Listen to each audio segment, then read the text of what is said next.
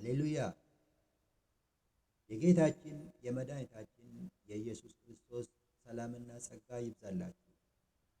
እሁድ ለከበዳችሁ፣ ቸርች መሄድ በጣም ድካም ለሆነባችሁ፣ በእግዚአብሔር ጉባኤ መካከል መገኘት በጣም አሰልቺና አድካሚ የሆነባችሁ፣ ያም ሊሆን የቻለው ጨካኞች ከሐሰተኞች አገልጋይ የተነሳ እግዚአብሔርን ቤት እንዲሸሹ፣ ያም ሆኖ እግዚአብሔር ቤት እንኳን ነው ብላችሁ እንዳጠሩት በግለሰቦች የተከፈተ የጊዜው አስቸጋሪ ቤተክርስቲያን ላይ ስደትን እያስነሳ ያለ ነገር በዚህ ሰዓት ተከስቷል።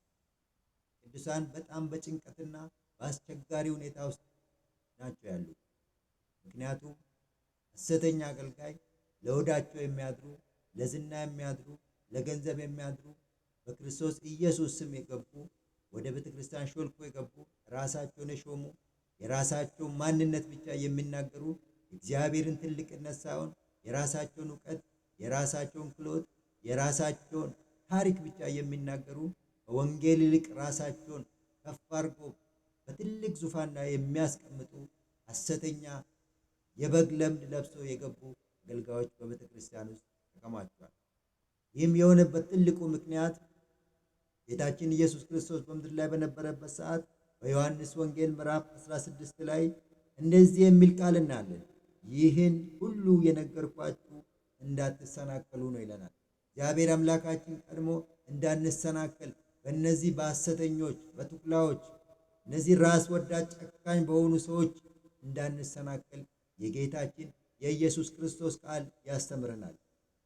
ከምኵራብ ያስወጣችኋል፣ እንዲያውም የሚገድሏችሁ ሁሉ እግዚአብሔርን እንዳገለገለ የሚቆጥሩበት ጊዜ ይመጣል። ኢየሱስ ክርስቶስ ይህን ያለበት ምክንያት ሰዎቹ፣ አገልጋዮቹ፣ ሐሰተኞቹ፣ ሐሰተኛ መሲሖቹ ወደ ቤተ ክርስቲያን ገብቷል። እነሱ ብቻ ናቸው እውነትን የሚያወሩት፣ ጽድቅን የሚያወሩት እነሱ ብቻ ናቸው። ስለዚህ እነሱን ስትነኩ እግዚአብሔርን እንደነካችሁ ወይም እግዚአብሔርን እንዳገለገሉ ነው የሚቆጥሩት። የኢየሱስ ክርስቶስ ስም የተባረከ ይሁን። ምክንያቱም ለምንድን ነው? በእግዚአብሔር ስም ነው የመጡት። ሐሰትን ለብሶ እንደ ለገንዘብ የተገዙ እንደ ይሁዳ ናቸው። ክርስቶስ ኢየሱስን የክርስቶስን ኢየሱስን ደም የሚቸረችሩ፣ በክርስቶስ ኢየሱስ ደም ዝናን የሚያካብቱ፣ የሥጋ ነገርን የሚያስፋፉ፣ ስለ ነፍስ ግድ የሌላቸው፣ ደሃን የሚጠሉ ሐሰተኞች በዚህ ሰዓት ቤተክርስቲያን ውስጥ ሞልቷል። እሁድ ከብዷቸዋል። አምልኮ በወንድማማቾች መሃል መገኘት ድካም ለሆነባቸው ይህን ነገር ጌታችን ኢየሱስ ክርስቶስ በዮሐንስ ወንጌል ምዕራፍ 16 ላይ ተናግሯል። ይሄ ሁሉ እንደሚመጣ ቀድሞ እግዚአብሔር ቃል ተናግሮናል። ወንድምና እህቶቼ በዚህን ጊዜ መበርታት ነው ያለብን፣ መቃወም ነው ያለብን። እነዚህ ሰዎች፣ እነዚህን ሐሰተኛ ነቢያት፣ እነዚህን ሐሰተኛ ሐዋርያት ያልሆኑ ሐዋርያት ነን የሚሉ፣ ነቢይ ያልሆኑ ነቢያት ነን የሚሉት አይደለም የነቢይን አይደለም የሐዋርያትን አንድ ትልቅ ስነ ምግባር ያለውን ሰው ያን ባህሪ እንኳን መላበስ ያልቻሉ፣ ለሰው ልጅ ክብር የሌላቸው፣ እግዚአብሔርን የማይፈሩ ሰውንም ደግሞ የሚንቁ አሁን በዚህ ሰዓት በክርስቲያን ውስጥ ሞልቷል። ቅዱሳን መንቃት አለባቸው። ሐሳባቸው ሁሉ ስለ ገንዘብ፣ ሐሳባቸው ሁሉ ስለዚህ ምድር ነገር። ኢየሱስ ክርስቶስ ስለ ነፍሳችን ነው የመጣው። ስለምንበላው፣ ስለምንጠጣው፣ ስለምንለብሰው ወይም ስለ ዝናችን፣ ስለ ክብራችን አይደለም። ኢየሱስ ክርስቶስ ራሱን አሳልፎ ሰጠን እኛን ዘላለማዊ ለማድረግ ነው። መበርታት ነው ያለባችሁ ቅዱሳን። በቤታችሁ መርካት፣ መትጋት፣ መጸለይ፣ መበርታት፣ የእግዚአብሔርን ቃል ማጥናት፣ አንድም ሁለትም ሆናችሁ ባላችሁበት መበርታት ነው ያለባችሁ። ምክንያቱም ይህ የመጨረሻው ጊዜ ነው፣ አስቸጋሪ ጊዜ ነው። ትዕቢታቸው ከፍ ያለ፣ ከራሳቸው ውጭ ምንም መናገር የማይፈልጉ፣ የኢየሱስ ክርስቶስን ስም በአደባባይ የሚያሰድቡ፣ ስራን የማይወዱ ሰነፎች፣ በክርስቶስ ኢየሱስ ስም ነግዶ የሚኖሩ፣ እግዚአብሔርን በታሪክ የማያውቁ፣ በሕይወት በታሪክ ያውቃሉ፣ በሕይወት ግን የሚያውቁት ነገር የለም። የታሪክ አስተማሪዎች ናቸው። የመንፈስ አስተማሪዎች አይደሉም። የመንፈስ ነቢያት ወይም ሐዋርያት አይደሉም። አሁን ያሉት አገልጋይ ጨካኞች ናቸው። ድሃን የሚጠሉ፣ የወደቀን የሚጠሉ። የዮሐንስ ወንጌል ምዕራፍ 16 ላይ እንዳንሰናከል እግዚአብሔር ቃል ይናገረናል። እንደዛም ሆኖ ደግሞ ተስፋን ደግሞ ይሰጠናል። ኢየሱስ ክርስቶስ ለዘላለም ጌታ ነው። ይህን ሁሉ የሚያደርግባችሁ አብን ወይም እኔም ስላላወቁ ነው። እግዚአብሔርን ስለማያውቁ ነው ይህን ሁሉ የሚያደርጉ። ሰዎችን የሚገፉ፣ ሰዎችን የሚነቁ፣ ላለው ብቻ የሚፈርዱ እግዚአብሔርን ስላላወቁ ነው። የእግዚአብሔርን ባህሪ ስላላወቁት ነው። እግዚአብሔርን በሕይወት ስለማያውቁት ነው። የእግዚአብሔርን ሕይወት ኑሮት ስለማያውቁ ነው። በታሪክ ስንፍና ስላለባቸው፣ ስራ ስለማይወዱ፣ ተንኮል አመፀኞች ስለሆኑ፣ የራሳቸው ማንነት ስለሌላቸው በክርስቶስ ኢየሱስ ስም መግነን የፈለጉ ግን እግዚአብሔርን የሚወደውን የማያውቁ፣ የሚጠላውን የማያውቁ፣ የራሳቸውን ፍላጎት ብቻ የሚያረኩ ሐሰተኛ አገልጋዮች በምድር ላይ በዝተዋል። እግዚአብሔር ከዚህ ክፉ ዘመን ይሰውራችሁ። አስቀድሜን የነገርኳችሁ ጊዜ ሲደርስ እንድታስተውሉ ነው። እግዚአብሔር እንደዚህ ብሎናል። እግዚአብሔር እንዳንሰናከል፣ ይህ ነገር ለመሆኑ እንዴት ሆነ ዱብዳ ነው ወይ እንዳንል የዮሐንስ ወንጌል ምዕራፍ 16 ላይ አስቀድሜ ነግራችኋለሁ ይላል። የኢየሱስ ክርስቶስ ስም የተባረከ ይሁን። እንድታስታውሱ ነው። ከእናንተ ጋር ስለነበርኩ ይህን ከመጀመሪያው ነገርኳችሁንም ይላል። ነገር ግን እግዚአብሔር ለእኛ ያለው ዓላማ ይሄ አይደለም። እነሱ የሚሉን ነገር አይደለም። እነሱ የሚሰብኩን ነገር አይደለም። እግዚአብሔር ለእኛ ያለው ዓላማ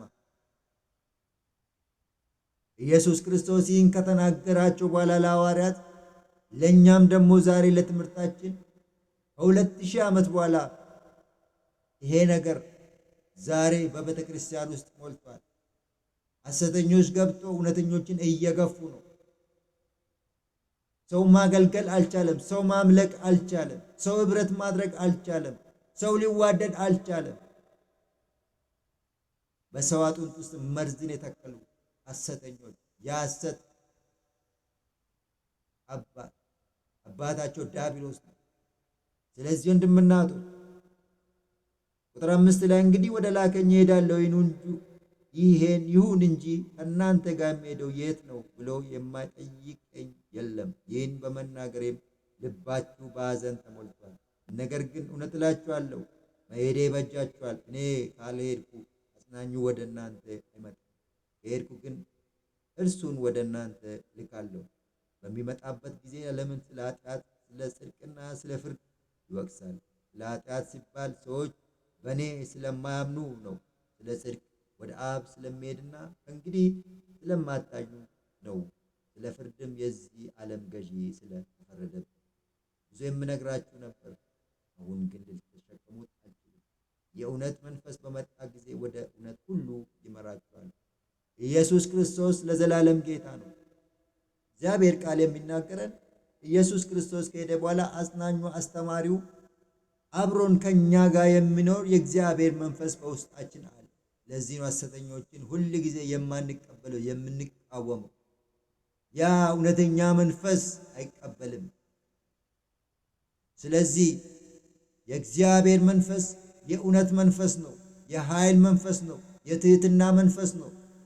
ትንቢተ ኢሳይያስ ምዕራፍ 11 ላይ የእግዚአብሔር መንፈስ ባህሪውን ይናገራል። እግዚአብሔር መንፈስ ያለበት ሰው ሰውን አይጠላም። የወደቀን ያነሳል፣ የተናቀን ያከብራል። ቀንበር ያለበትን ቀንበሩን ያነሳለታል። እስራት ውስጥ ያለውን እስራቱን ይፈታል። ልብ በሉ፣ አስተውሉ። በእነዚህ ተኩላዎች እንዳትበሉ ትጋታችሁን ጨምሩ። እግዚአብሔርን ነገር የሆነውን ነገር እውነት ያለበትን ነገር ሁሉ ፈልጉ። ህብረታችሁን ከእግዚአብሔር ጋር አድርጉ። ዮሐንስ ወንጌል ምዕራፍ 4 ላይ ኢየሱስ ክርስቶስ ለዛች ሳምራዊ ሴት እንደዚህ ይላል፣ እግዚአብሔር በእውነትና በመንፈስ በሚመለክበት በየትኛውም ስፍራ ይገኛል። እነዚህ ሐሰተኞች በእነሱ ስብሰባ ውስጥ፣ በእነሱ ስብስብ ውስጥ እነሱ መንደር ውስጥ ባቋቋሙት ውስጥ ካልተገኘን ከእግዚአብሔር እንደራቅን ያስተምሩናል። አይደለም። እግዚአብሔር መንፈስና እውነት ነው። የትም በእውነት በሚጠራበት በየትኛውም ስፍራ የእግዚአብሔር መንፈስ አለ። አትሰናከሉ በእነዚህ ሰዎች። አንድም ሁለትም ሁናችሁ በምትሰበሰቡበት ጊዜ ይላል እንጂ በኤኬሌ ቸርች ኤኬሌ ባቋቋመው ኤኬሌ ባለራእይ የሚል ነገር በእግዚአብሔር ቃል ውስጥ የለም። ዘመኑን መዋጀት አለባችሁ። ዘመኑን እወቁ። ዲያብሎስ በዚህ ሰዓት ቆርጦ የተነሳበት ቅዱሳንን የሚያሰናክል መከራ የበዛበት ሰው በእግዚአብሔር ቤት ሂዶ ሊጽናናበት ያልቻለበት ዘመን፣ ቸርች መሄድ ጭንቅ የሆነበት ዘመን መቼ ነው ብትሉ አሁን ነው። ይህን ማሸነፍ የምትችሉት በጸሎትና በምልጃ ህብረት በማድረግ ነው። ባላችሁበት ባል ከሚስት ጋር፣ ባል ከልጁ ከሚስቱ፣ ባልም ከሌለ ከጎረቤት ጋር ህብረት አድርጉ። ሁለትም ሶስትም አድርጋችሁ ወደ እግዚአብሔር ጩሁ። እግዚአብሔር ጩኸትን ነው የሚሰማው። እግዚአብሔር የልመናን ቃል ይመልሳል። ጸንተን እስከ መጨረሻ የሚጸና ይድናል ነው የሚለው እግዚአብሔር። ስለዚህ ጸንተን የምድር ቆይታችን እንድናሳልፍ እግዚአብሔር እንዲረዳን መትጋት አለባቸው። ሐሰተኞች በኃይል ቤተክርስቲያን ውስጥ ገብቷል። ዮሐንስ ራእይ ላይ ሐዋርያት ነን ብሎ ሐዋርያት ያልሆኑትን ዝም ብላል ይለዋል ያመላክ። ሐዋርያት ሳይሆኑ ሐዋርያት የሆኑ፣ ነቢይ ሳይሆኑ ነብይ የሆኑ፣ መጋቢ ሳይሆኑ መጋቢ የተባሉ ራሳቸውን በራሳቸው ሾላልኮ ወደ እግዚአብሔር መንግስት ሰው እንዳይገባ ለነፍሳት ግድ የሌላቸው ከገንዘብ ውጭ አይናቸው ምንም ላይ የማያተኩሩ ሐሰተኞች ቤተክርስቲያን ሞልተዋል። ቅዱሳን እግዚአብሔር አባት ይሄን ህዝብ እባክህ ከዚህ ክፉ ዘመን ሰውር። እግዚአብሔር አባት ለተጨነቀች ነፍስ፣ መግቢያ ላጣች ነፍስ፣ መጽናኛ ላጣች ነፍስ እግዚአብሔር አባት ባሉበት ቦታ ድረስልን። ኃይል ያገኛቸው እግዚአብሔር አባት። ህዝቡ መጽናኛ አጥቷል። ህዝቡ ምድሩ ሰማዩ ናስ ሆኖበታል። ጌታ ሆይ በአንተ እንኳን እግዚአብሔር ሆይ ሰው በሰው ተስፋ ሊቆርጥ ይችላል። እግዚአብሔር አባት ሆይ በአንተ ተስፋ ያልቆረጡ ብዙ ቅዱሳን አሉ። ጌታ እግዚአብሔር ሆይ እንደ ኤልያስ 400 ነቢያትን ደብቀ እንዳስቀመጥክ በኤልያስ ዘመን እግዚአብሔር አባት ሆይ ብዙ አያላኖች ተደብቀው ነው ያሉት። ብዙ እውነት የያዙ ብዙ እግዚአብሔር ቃል ነገር ያለባቸው እግዚአብሔር አባት ሆይ ስለ ነፍሳት የሚራሩ ስለ መንጋው የሚራሩ እግዚአብሔር አባት ሆይ መንጋን የሚበትን ሳይሆን ከመንጋ ውስጥ አርዶ የሚበላ ሳይሆን እግዚአብሔር ሆይ መንጋውን የሚያራቡ የሚያበዙ ብዙዎች አሉና ጌታ አምላክ እግዚአብሔር አባት ሆይ እባክህ ለዚህ ዘመን እግዚአብሔር ሆይ ሰው አንሳ። እግዚአብሔር የተደበቁበት ይውጡ። እግዚአብሔር አባት በሐሰተኞች ላይ እግዚአብሔር አባት ሆይ ፍረድ። አንተ ስፍራቸውን ይልቀቁ። እግዚአብሔር አባት ገዢ መንፈሱ ይልቀቅ። የሐሰት ገዢ መንፈስ ምድሪቷን ተቆጣጥሯል። እግዚአብሔር አባት ሰው ተጨንቋል። መግቢያ መውጫ አጥቷል። እግዚአብሔር ነፍሱ በእውነት እግዚአብሔር አባት በውስጡ ተጨንቃለች። ሰው ጌታ ሆይ መልስ የሌለው ጸሎት በስቷል። መልስ የሌለው ትንቢት በስቷል። እግዚአብሔር አባት ሆይ እረፍት የሌለው አምልኮ ማስመሰል እግዚአብሔር ሆይ በስቷል። እግዚአብሔር አባት ሆይ በዚህ ዘመን አስብ፣ በምሕረት አስበን፣ በበጎነት አስበን፣ ጌታ በቸርነት አስበን። ምሕረት አያልቅምና እግዚአብሔር አባት ሆይ ዝምታን ስበር። ጌታ አባት ሆይ እለምናለሁ። ይህን ስለምታደርግ አመሰግናለሁ። በጌታ በኢየሱስ ክርስቶስ ስም አሜን።